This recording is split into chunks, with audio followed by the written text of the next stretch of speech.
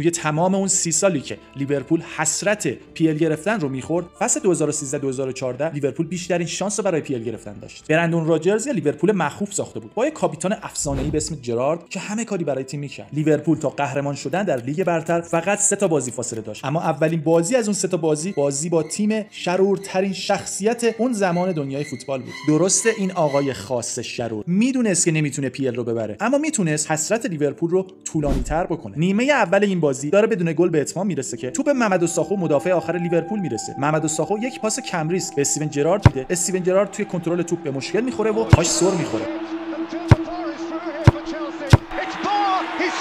تموم جام پی ال پر 1% فکر کن از تیم خوزه یکیش عقب باشی و بتونی دیگه بهش گل بزنی. درسته لیورپولی ها استیون جرارد رو همون لحظه که سرخورد بخشیدن، اما حسرت لیگ برتر نگرفتن اونها تا سال 2020 ادامه دار.